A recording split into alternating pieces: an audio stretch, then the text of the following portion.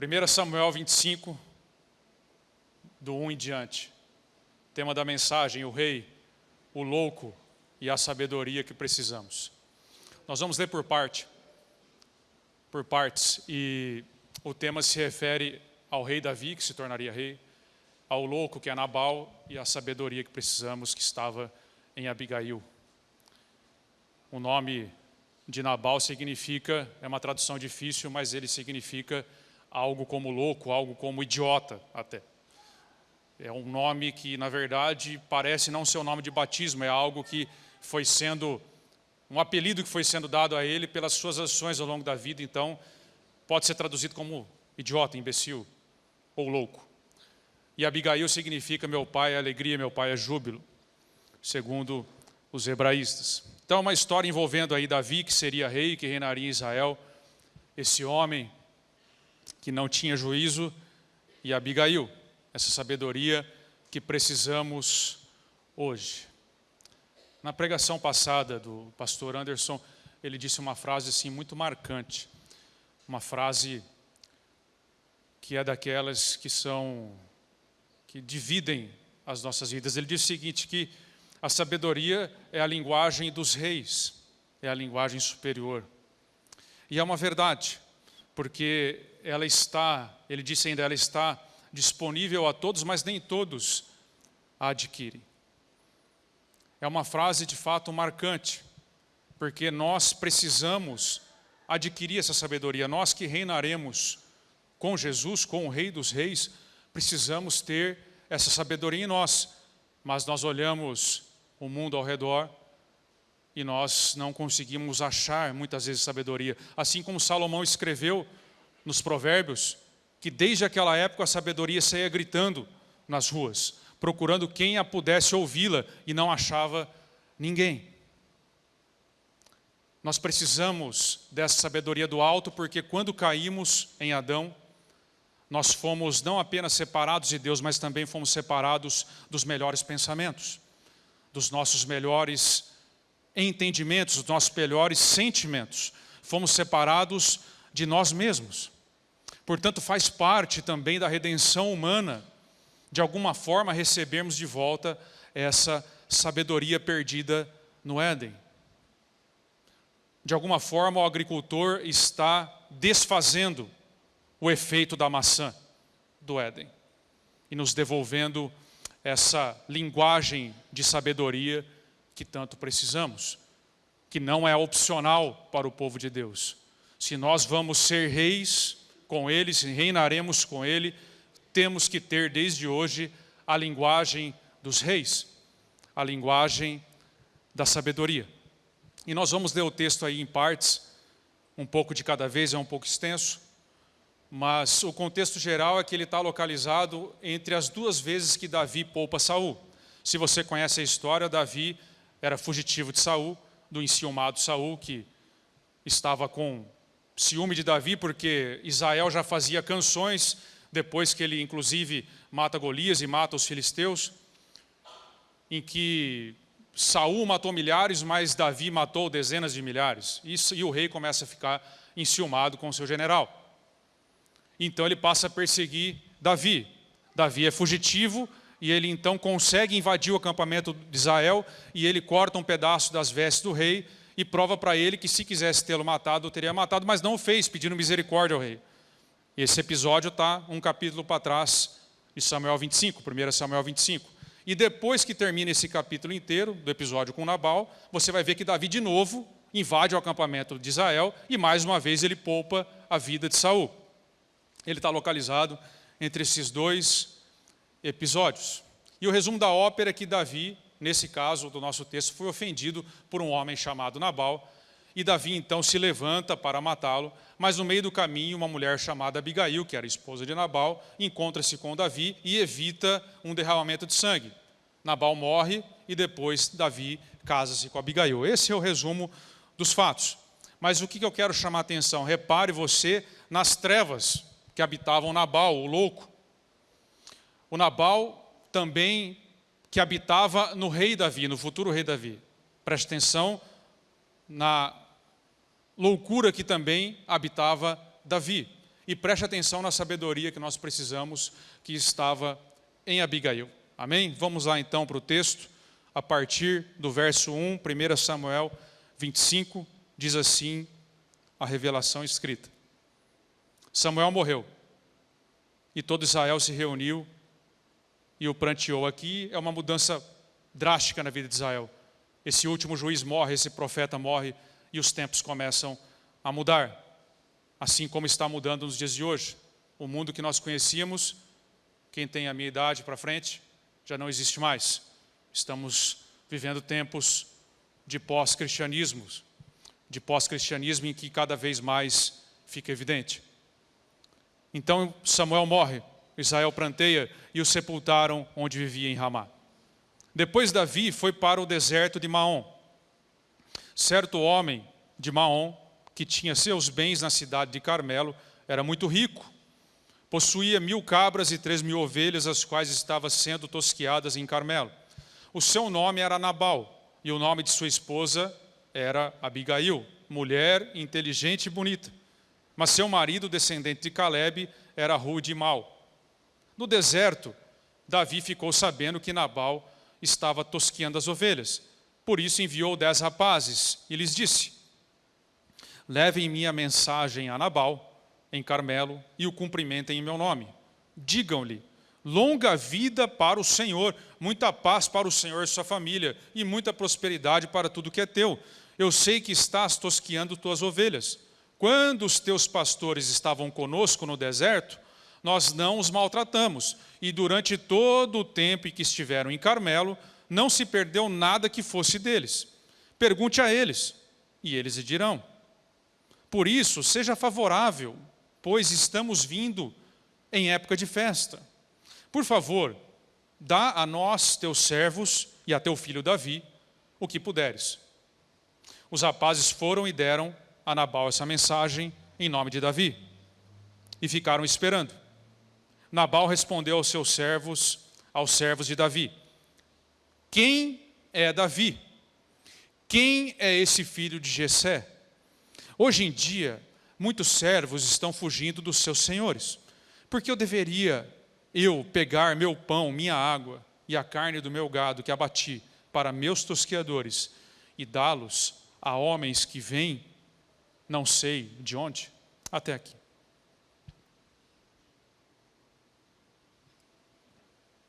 Davi está fugindo de Saul, está no deserto, e nesse tempo ele faz a guarda do rebanho de Nabal. É o que ele está dizendo. E então ele manda os seus servos a Nabal, está tendo lá uma festa, e fala: cara, nós estamos aí no deserto, estamos sem nada, dá alguma coisa que você puder para a gente. E Nabal responde daquela forma. Na história que nós lemos, nós temos em Nabal o retrato do que nós chamaríamos hoje de anti-herói. Anti-herói é um cara completamente errado, mas que nós torcemos por ele nos filmes. Quem nunca torceu pelo bandido no filme?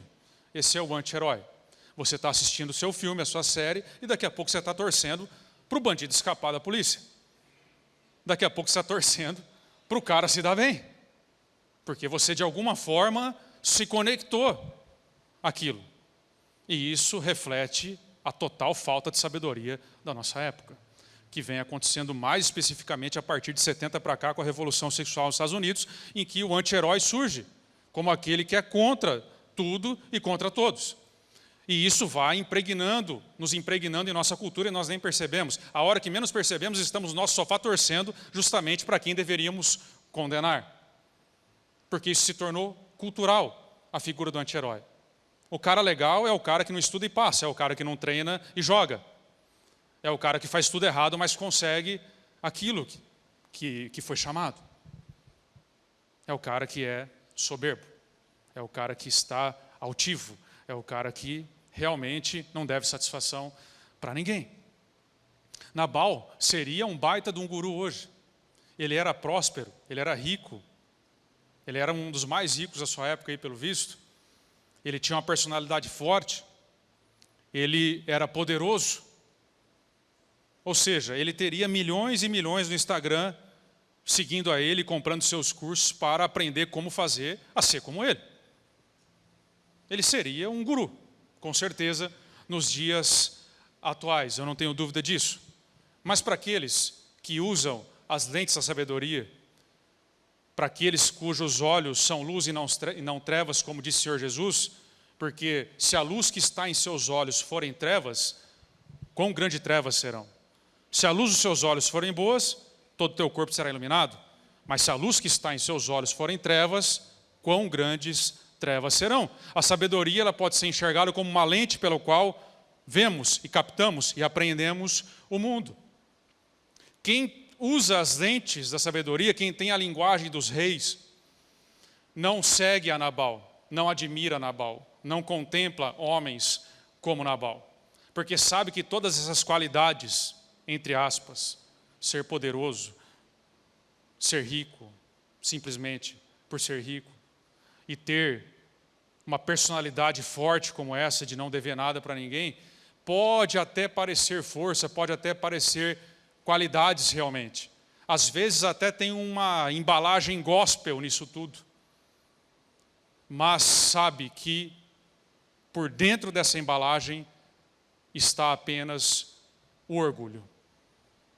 Dentro desse pacote que parece um monte de qualidade, que atrai milhões hoje, está o orgulho. Já dá uma olhada depois no seu Instagram para ver quem que está nesse estilo, já vai deixando de seguir hoje mesmo aí, enquanto você está ouvindo. Quem usa as lentes corretas não admira Nabal, porque sabe que se admirar Nabal e os Nabais de hoje, se tornará como ele. Quanto mais você admirar, quanto mais você olhar, quanto mais você contemplar pessoas assim e seguir pessoas assim, mais você se parecerá com eles. E o problema disso é que o orgulho precede a queda. O problema disso é que o orgulho atrai a Deus como seu oponente, porque Deus resiste ao soberbo, mas dá graça ao humilde. E de fato o orgulho de Nabal levou à queda, porque o orgulho dele o levou a tratar o futuro rei de Israel, a tratar Davi, mais ou menos como nós tratamos o cara que guarda o nosso carro sem a gente pedir. Quem nunca foi um pouco arrogante com o cara que guardou o seu carro, você não tinha pedido para ele guardar? Você pensa assim, eu já pago meus impostos, a polícia está aí para fazer isso, eu não pedi para guardar, você estava lá do outro lado, você não estava vendo, eu pago a parcela do meu carro, eu pago meus impostos, quem é você para vir me pedir dinheiro agora? Para me dizer o quanto que custa isso? É mais ou menos do jeito que a gente trata o cara que guarda o nosso carro. Foi assim que Nabal tratou Davi, que cuidou do seu patrimônio sem ele ter pedido para ele. E falou, me dá alguma coisa aí, cara. Enquanto estava aí, estava tudo certo. Não aconteceu nada, você não perdeu nada enquanto eu estava guardando. Pode perguntar para os seus rapazes aí se perdemos alguma coisa. Se nós exploramos aqueles que estavam aí no deserto. Pode tirar a prova. Sentir-se superior atraiu Davi como seu inimigo, como inimigo de Nabal, e depois atraiu o próprio Deus como seu inimigo. O orgulho levou Nabal à cova, atraiu o rei de Israel e atraiu a Deus como seu oponente. C.S. Lewis disse que o problema do orgulho é que o orgulho é como se fosse a galinha sobre a qual é chocado todos os demais pecados.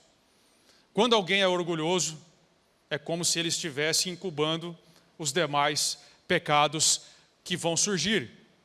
E nós precisamos deixar de sermos orgulhosos, porque o orgulho nos levará a pensarmos como Nabal pensava.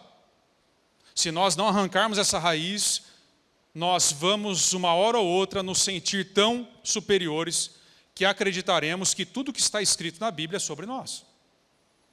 Que as linhas que estão escritas na Bíblia diz respeito a nós. Que Deus existe para nos proteger apenas e realizar os nossos sonhos. Os Nabais de hoje dizem, meus sonhos, minha prioridade. Porque se sentem superiores. Tão superiores ao ponto de achar que tudo que está escrito não é sobre o filho, mas é sobre ele mesmo e o seu sucesso nesse mundo profissional. O orgulho nos levará a nos sentirmos tão especiais que pensaremos que Deus nos trata como exceção à sua lei. Então podemos continuar vivendo da forma como queremos, e tudo bem, porque Papai do Céu conhece o meu coração. Arrogância. Achando que Deus trata alguém com parcialidade. Se sente especial, como Nabal se sentia. O orgulho, vivermos do orgulho, nos levará à ilusão que o nosso jeito é melhor, que devemos criar as próprias regras, porque assim vivem os vencedores, criando as próprias regras, fazendo as próprias leis. Os Nabais de hoje dizem: eu estou vivendo a minha verdade. Mas só existe uma verdade. E essa verdade é uma pessoa chamada Jesus Cristo. O orgulho nos levará a viver sem limites.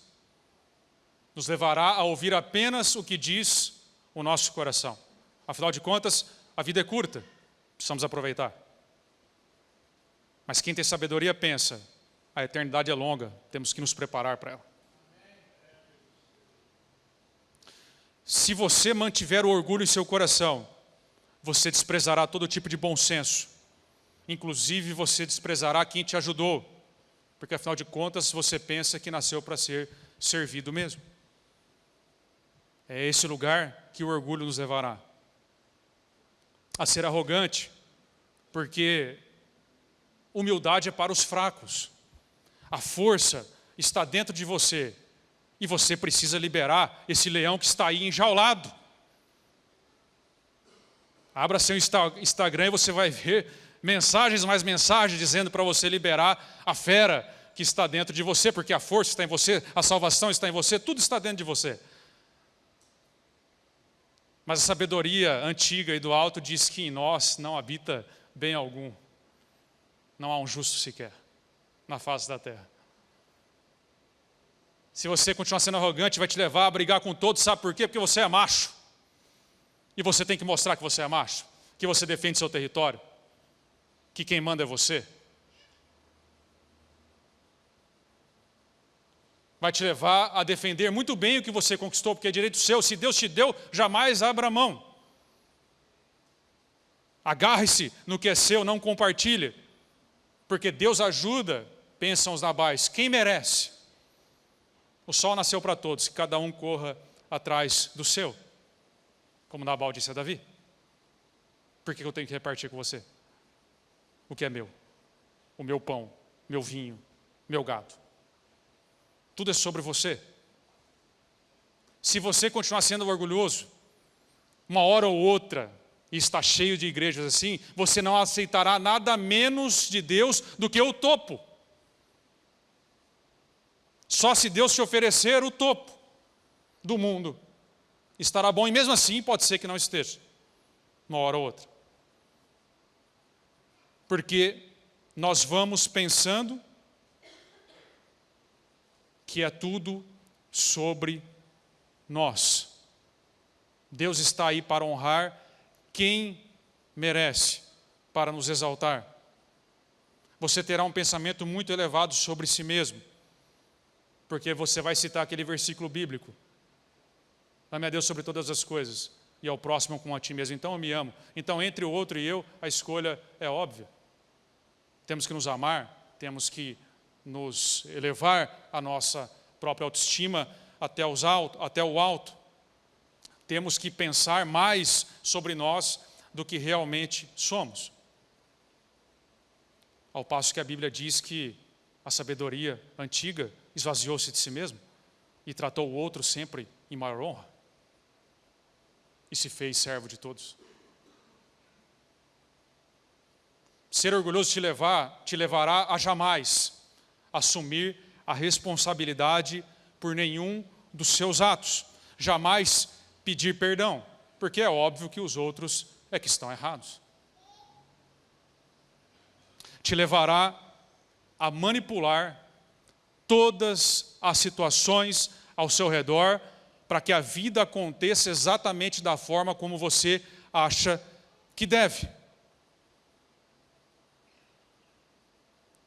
Porque, afinal de contas, tudo tem que ser do seu jeito, porque o seu jeito é o melhor.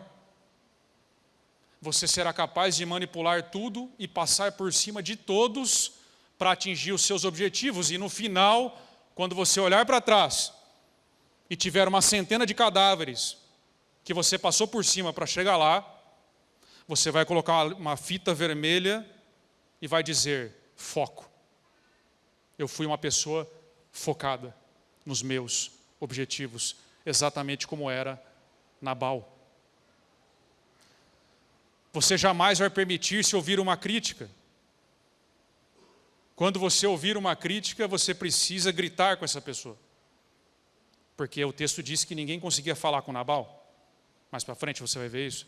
Você precisa responder dessa forma, porque quem essa pessoa está achando que é para criticar você, um ser, ou a mim, um ser tão supremo que não pode ouvir críticas. E se isso não der certo gritar, você deve começar a chorar e dizer como a sua vida é difícil, sua infância foi difícil e que você faz isso porque, na verdade, a sua vida foi tão difícil. E aí a pessoa vai ficar com dó de você e você não vai mais ouvir a crítica. Ou se não funcionar, você risca essa pessoa do mapa, você elimina ela.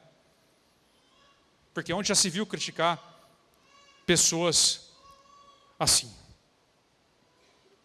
Ser orgulhoso, admirar Nabal, em meio ao povo de Deus, como foi esse homem. O resultado será que você terá os reis e você terá o próprio Deus como seu inimigo, como seu oponente. Se você, por um acaso, se identificou com algumas dessas características, se você segue alguém no Instagram, tem essa pessoa como uma referência, você deveria abandonar isso hoje, porque você está num terreno perigoso. Não se engane. Nós admiramos aquilo que somos. Nós só conseguimos admirar aquilo que nós somos. Portanto, se você admira Nabal, você é Nabal nessa área. E você precisa abandonar essa loucura. É preciso ser transformado para passarmos a admirar o que Deus admira. É preciso ser transformados para conseguir apreciar o que Deus aprecia. É preciso ser transformados para que deixemos de apreciar as coisas da terra e passemos a apreciar as coisas do céu. Sem uma boa caminhada no deserto com Deus, ninguém consegue apreciar o céu. Não desce para nós, porque nós estamos ligados às coisas da terra. Mas se nós continuarmos achando que o poder, a riqueza e os manjares da Babilônia que são legais, são coisas boas, nós jamais teremos em nós a capacidade de desfrutar da mesa humilde do rei, das coisas simples do céu, como oração, como jejuns, como adoração, como a presença de Deus, como uma vida honesta, íntegra. Jamais teremos capacidade de apreciar isso enquanto estivermos olhando para os Nabais dessa terra. Se nós continuarmos admirando os anti-heróis deste mundo, jamais seremos capazes de admirar os heróis da fé. Homens dos quais esse mundo não era digno, diz a palavra de Deus. O mundo não merecia esses homens colocados na galeria dos heróis da fé. Mas nós admiramos e temos como referência os anti-heróis de Hollywood. São esses que nos enchem os olhos. Nós, domingo, estamos aqui dizendo que queremos isso, mas na verdade a nossa vida toda é voltada para conquistar o que esses homens conquistaram. Nós temos uma cultura em meio ao nosso povo, em meio à igreja, que é tóxica, perniciosa, nociva, que é essa cultura do anti-herói. Eu estava numa célula há anos atrás, mas isso acontece com muita frequência.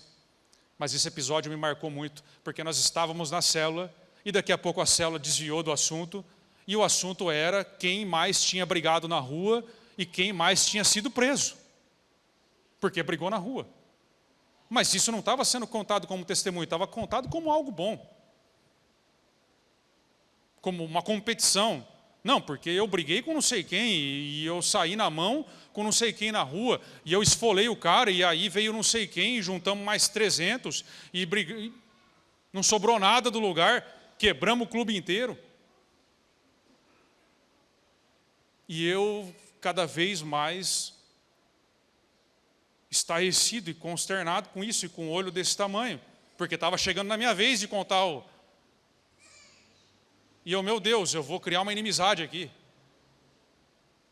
Porque não é possível que isso vai continuar. E isso continuou, e eu marquei no relógio. Por meia hora, as pessoas falando de como eram machos e valentes e brigadores, como se pareciam com Nabal.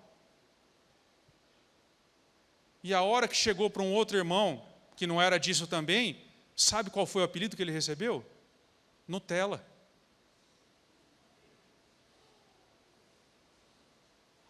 Quando chegou para mim, eu falei, errado deve estar ele, né, irmãos? Que não brigava na rua.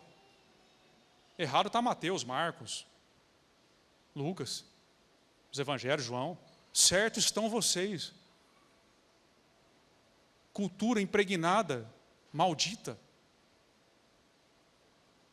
Falei, eu também não briguei na rua, porque meu pai estava na rua prendendo pessoas como vocês. E me dizia que se eu chegasse dessa forma na rua, se eu brigasse na rua, eu ia ter que enfrentar ele em casa. Porque pessoas decentes não fazem isso. Então, errado somos nós, que estávamos em casa. Certo é quem estava se matando na rua. Uma cultura que precisa sair do nosso meio. Nós não temos mais essa linguagem. Se você entregou a sua vida a Jesus, se Ele te alcançou, essa linguagem tem que ser a linguagem dos reis. O seu comportamento tem que ser o comportamento dos reis. Não isso. Nós precisamos abandonar isso. Aquele que admira a sabedoria desse mundo, a força desse mundo, atrai para si, é orgulhoso e atrai para si muito sofrimento. Mas um sábio disse que a bênção do Senhor enriquece e não acrescenta dor alguma. Precisamos trocar as lentes. Precisamos virar a chave. A partir do verso 12 agora, vamos ler.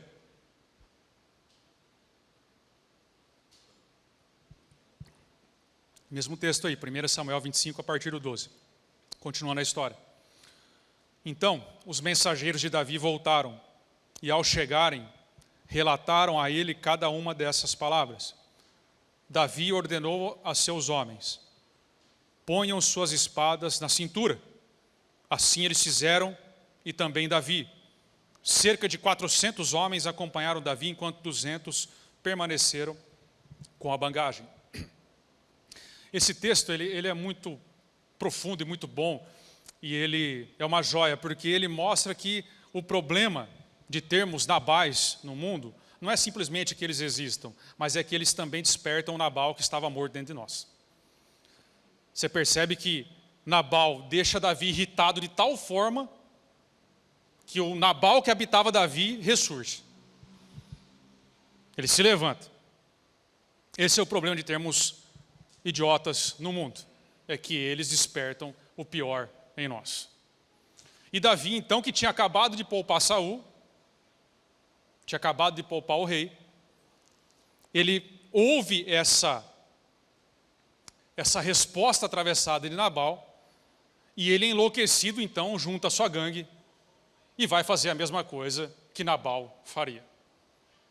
Ele desce da sua posição de futuro rei e passa a ser um brigador de rua. Ele passa a usar a linguagem de Nabal. Meu avô, ele dizia, não sei se, ele não foi ele que inventou, obviamente, mas eu não sei se alguém disse, mas ele dizia o seguinte, olha, nunca lute com porcos. Os dois vão sair sujos, mas o porco vai gostar. Acho que encaixa aqui. Lembrei disso agora, meu avô sempre dizia isso. Davi, então, ele vai lutar com um porco.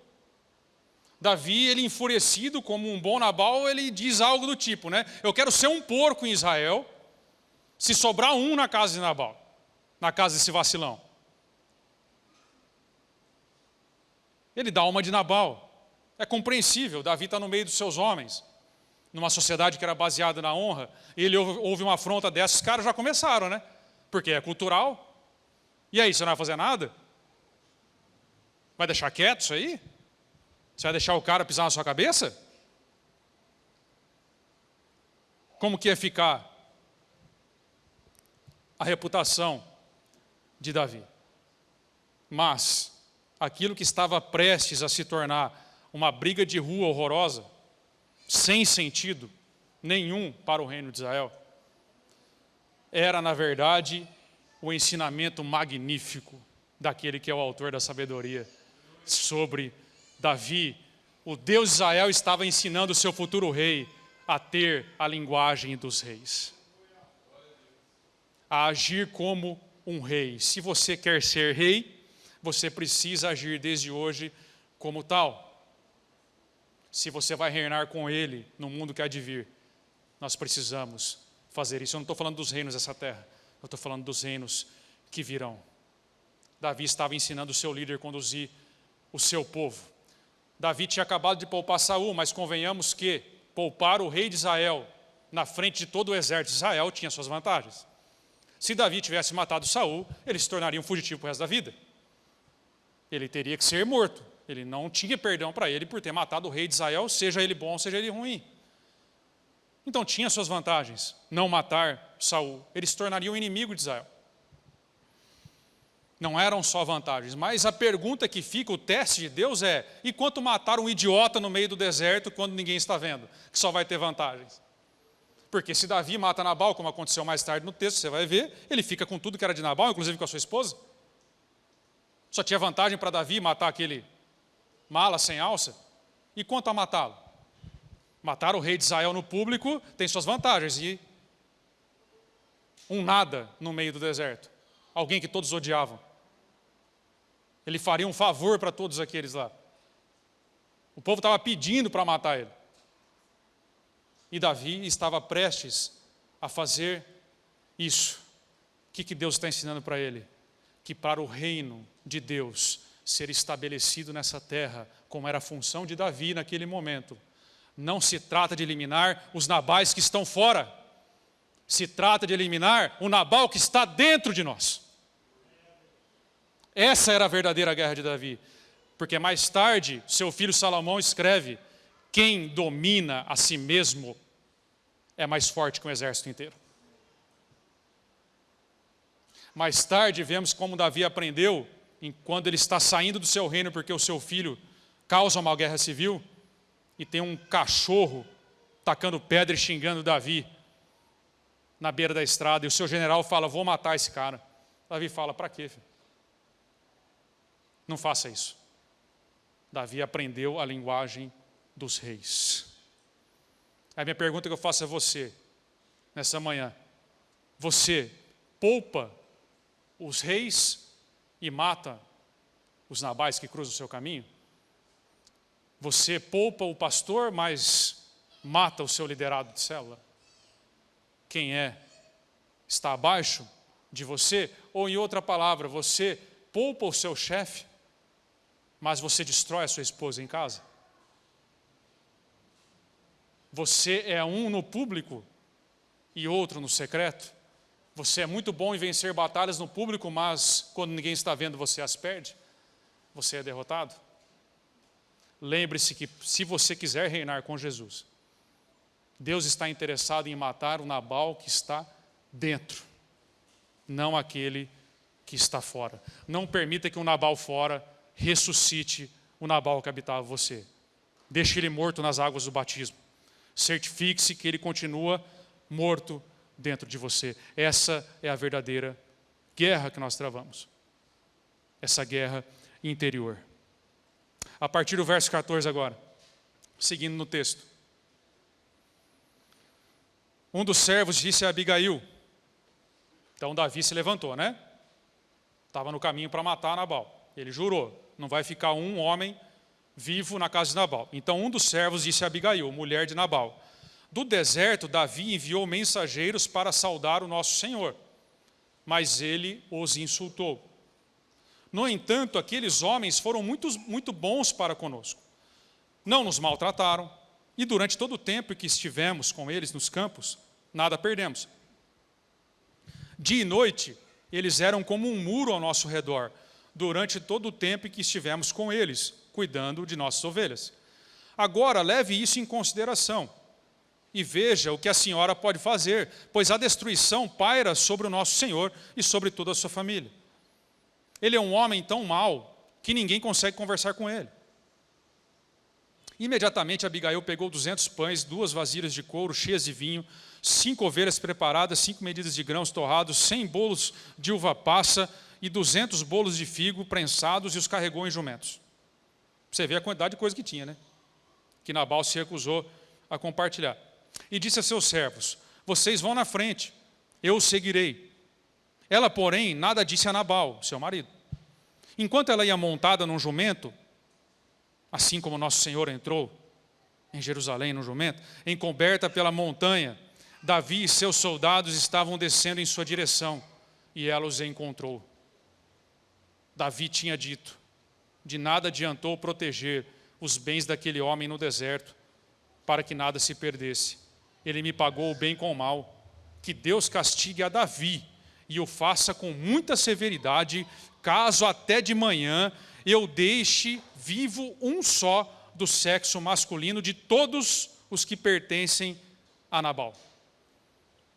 Quando Abigail viu Davi, desceu depressa do jumento e prostrou-se perante Davi com o rosto em terra. Ela caiu aos seus pés e disse: meu senhor, a culpa é toda minha. Por favor, deixa a tua serva falar. Ouve o que ela tem a dizer. Meu senhor, não dê atenção àquele homem mau, o Nabal. Ele é insensato conforme o seu nome significa, e a insensatez o acompanha. Contudo, eu, tua serva, não vi os rapazes que meu senhor enviou. Agora, meu senhor, eu juro pelo nome do Senhor e por toda a vida, que foi o Senhor que o impediu de derramar sangue e de vingar-se com suas próprias mãos. Que os teus inimigos, Davi, e todos os que pretendem fazer-te mal, sejam castigados como Nabal. E que este presente que esta sua serva trouxe ao meu senhor, seja dado aos homens que o seguem. Esqueça, eu te suplico, a ofensa da tua serva, pois o Senhor certamente fará um reino duradouro para ti, que travas os combates do Senhor. E em toda a tua vida nenhuma culpa se acha em ti, mesmo que alguém te persiga para tirar-te a vida de meu Senhor estará firmemente segura, como a dos que são protegidos pelo Senhor teu Deus. Mas a vida de teus inimigos será atirada para longe, como por uma tiradeira. Quando o Senhor tiver feito a meu Senhor todo o bem que prometeu e te tiver nomeado líder sobre Israel, meu Senhor não terá no coração o peso de ter derramado um sangue desnecessariamente, nem de ter feito justiça com as próprias mãos.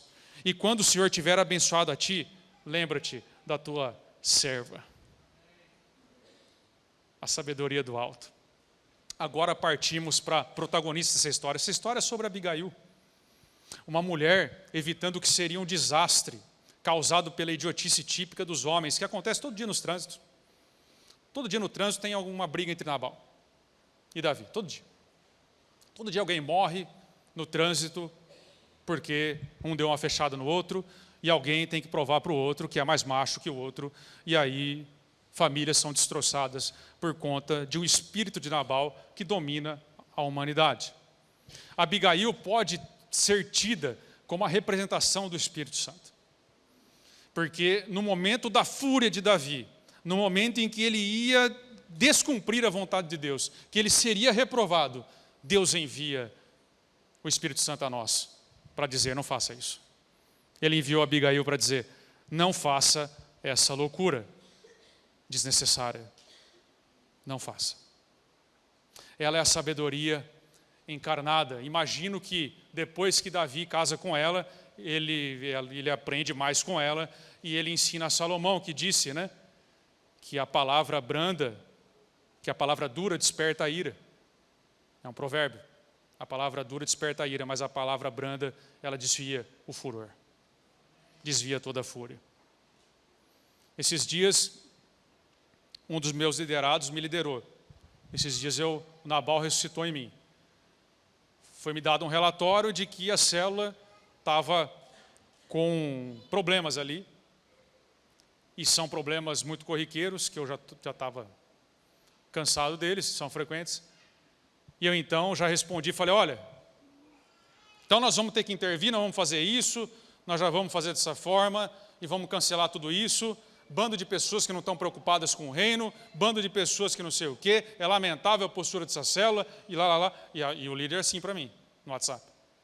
Irmão, as pessoas estão em constante processo. Vai dar tudo certo, vamos tentar. Eu só estou te comunicando para a gente tentar dessa forma.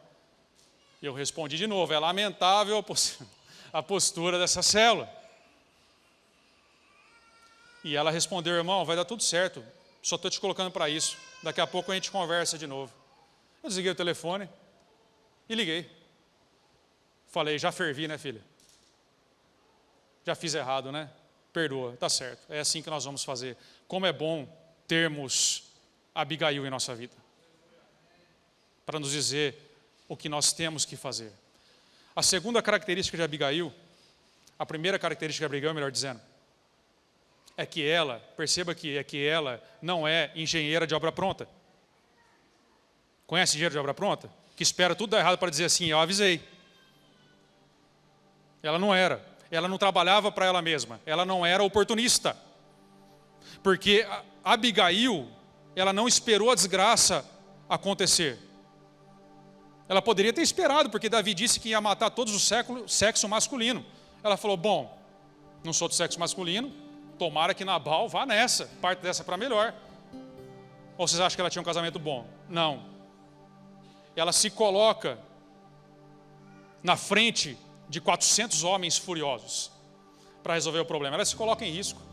Ela assume o risco para estabelecer a paz. Ela não trabalhava para ela mesma, ela não trabalhava para interesses próprios. O sábio trabalha pelo reino de Deus, como ela trabalhava para o reino de Israel e não para ela. Segunda característica de Abigail, ela se colocou em risco pela paz e assumiu responsabilidades, inclusive as que não eram dela. Você percebe que ela sai correndo, ela se ajoelha para Davi e diz, Senhor, a culpa é toda minha. Perdoa a tua serva. Vocês acham que Davi, em sã consciência, ia responsabilizar uma mulher dela? Quem que ia responsabilizar ela? Não tinha culpa de nada, óbvio. Mas ela fala, a culpa é minha. Pessoas sábias assumem a responsabilidade, inclusive as que não são dela, para que a paz seja estabelecida nessa terra. A culpa é minha. Abigail poderia ter morrido ali mesmo. 400 homens enfurecidos, provocando Davi, inflando Davi. Ele poderia ter dito, olha, seu marido se arrependeu, te mandou aqui, aquele covarde, vai morrer você também agora. Agora não vai sobrar mais ninguém, nem mulher, nem homem, nem criança, nem nada. Ele poderia ter subido o tom, mas ela correu o risco por conta da paz. Davi, que não era bobo, olha esse discurso e vê que ele fugia muito do padrão. Ela não estava com conversa, ela não estava tentando engambelar ele. Ela, com a sua sabedoria, com a sua honestidade, com a sua sinceridade, com o seu desprendimento, com o seu serviço ao reino de Israel, porque ela conhecia de Bíblia, ela sabia que Davi iria reinar de alguma forma, conhecia das profecias, estava ligada nisso, sabia que Saul não era o rei de Israel, aprovado de alguma forma. Ela se ligava em Samuel, na profecia de Samuel e não no que Saul falava, tinha discernimento. E então ela olha, expressa para ele uma grande sabedoria com toda a calma, e ela é poupada assumindo toda a responsabilidade. Olha, a culpa é minha. Dessa mesma forma, fez o nosso Senhor, que entrou montado num jumento em Jerusalém, e ele, com uma oferta muito cara, ele mesmo, ele vai de encontro à ira de Deus em nosso favor e se oferece e aplaca essa ira, porque pessoas sábias vivem pela paz, para estabelecer a paz ainda que custe a sua própria vida. Terceira característica de Abigail, ela pede perdão e ponto. Conhece pessoas que pedem perdão colocando a culpa em você? Porque ela poderia ter dito, olha, me desculpa, Davi, é que assim, né? Também os caras que você mandou lá são uns mal educados, né? Falaram errado com meu marido, por isso que ele respondeu daquele jeito, pedindo desculpa, colocando a culpa no outro. Ela não faz isso. Pessoas sábias pedem desculpa e ponto. Eu estou errado, me perdoa. Não tenho mais. depois? Perdoa. Nós precisamos aprender a pedir perdão e ponto. Não tem mais o que ser falado depois. Perdão. Nós não temos que falar nem que não era a nossa intenção. Ah, não era a minha intenção, tal, né, tal, porque assim, o errado é você de sentir o jeito que você está fazendo. Você não devia sentir o que você está fazendo, porque não era a minha intenção. Então a gente se julga, o orgulhoso se julga com base nas suas intenções e julga o outro com base na performance, com base no resultado. Nós queremos ser julgados com base nas nossas intenções, mas o outro nós julgamos com base na performance. Você não devia sentir assim. É perdão, irmãos. Errou, perdão, não vou fazer mais. Abigail sabia fazer isso. Ela não amenizava, não racionalizava, não justificava. Nós precisamos aprender a fazer isso. Quarta característica de Abigail: ela sabe nomear de forma exata o que ela está pedindo desculpa. Ela chama o mal pelo nome. E se chamar as coisas pelo nome não fosse importante, Deus não tinha dado essa tarefa para Adão, que mandou ele nomear todas as coisas. Ele não tinha mandado a samaritana chamar o marido dela pelo nome para ir lá. E não tinha dito que se nós confessarmos os nossos pecados, as nossas culpas, as nossas dores, nós seremos curados.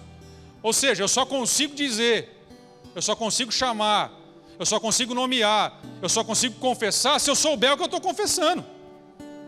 Se eu der um nome para aquilo, para aquele sentimento errado, para aquela atitude errada, para aquele pecado errado. É roubo, é adultério, é prostituição, é prostituição. É inveja, é inveja. Nós precisamos aprender a olhar para dentro de nós, porque muitos não são curados porque não aprenderam a olhar para si e nomear o que acontece dentro de si. Não consegue nomear suas emoções, não consegue nomear suas vontades, suas atitudes, seus erros, seus pecados.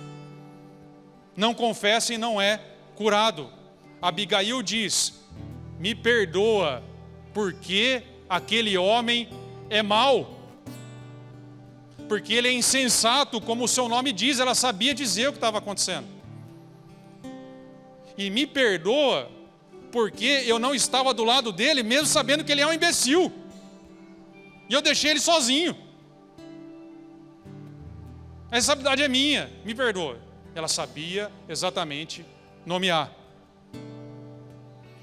Deixa eu dizer uma coisa, irmãos. Nós precisamos alinhar o nosso mundo interior ao exterior. Enquanto você não alinhar o seu mundo interior, aprendendo a olhar para si, a confessar os seus pecados, para que você seja curado, para que o seu corpo seja iluminado, você continuará sendo neurótico. Você continuará sendo esquizofrênico. Você continuará sendo uma pessoa em dúvida, atormentada. A isso se dá o nome de integridade, quando as nossas emoções e motivações estão de acordo com as nossas ações. Abigail não tinha segundas intenções. Davi até tinha, porque ele fala assim: pô, o que adiantou cuidar do rebanho do cara se agora ele me despreza? Ou seja, ele tinha algum interesse ali. Claro, porque ele estava fugindo de Saul, ele precisava de comida, ele vai arrumar comida onde no deserto? Não tinha Carrefour para ele comprar. Mas Abigail não. Abigail se coloca em risco, ela assume responsabilidade que não era dela, pela paz em Israel, olhando para o futuro rei de Israel. Não faça isso, meu Senhor, porque você é um rei. Não se rebaixa, Nabal. Ela sabia exatamente o ponto que ela tinha que confessar. Ela era íntegra. O que ela pensava é o que ela fazia. O mundo interior dela estava totalmente alinhado com o seu mundo exterior. E para finalizar, você percebe no final do texto, Davi disse a Abigail: bendito seja o Senhor, Deus de Israel, que hoje a enviou ao meu encontro. Seja você abençoada pelo bom senso e por evitar que eu hoje derramasse sangue e me vingasse com as próprias mãos. De outro modo, eu juro pelo nome do Senhor, Deus de Israel, que evitou que eu lhe fizesse mal, se você não tivesse vindo depressa encontrar-me. Nenhum só do sexo masculino da casa de Nabal teria sido deixado vivo.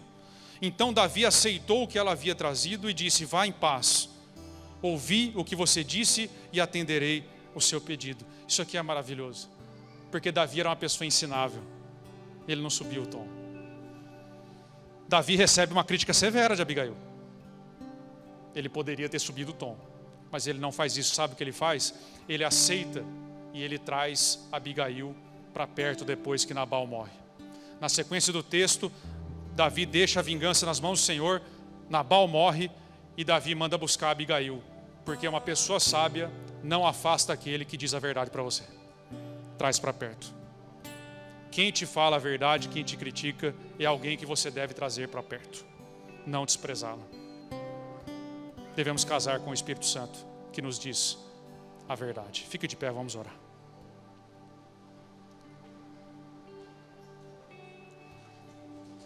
Põe a mão no seu peito, vamos orar.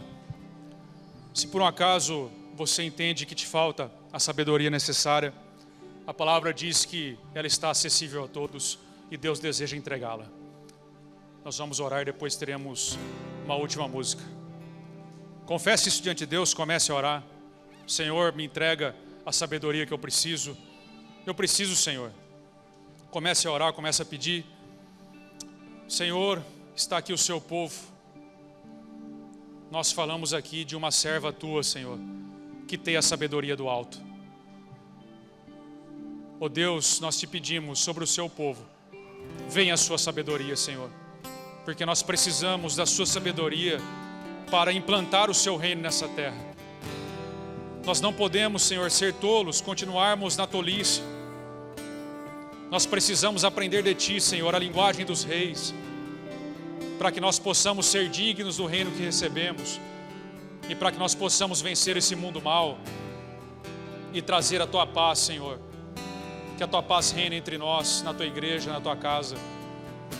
Que cada um nos relacionamentos, Senhor, nas células e entre os irmãos possam ter sabedoria e conduzir como o Senhor deseja todas as coisas. Nos ajuda, Senhor, na nossa falta de inteligência, de entendimento, Senhor. Mas nós queremos ser um povo conhecido pela tua sabedoria, conhecido como Abigail ficou conhecida, Senhor. Nos livra de sermos Nabais e nos faz pessoas e servos sábios, Senhor, na sua presença, assim como foi Salomão. É assim que oramos. Entregamos tudo em suas mãos. Amém e amém.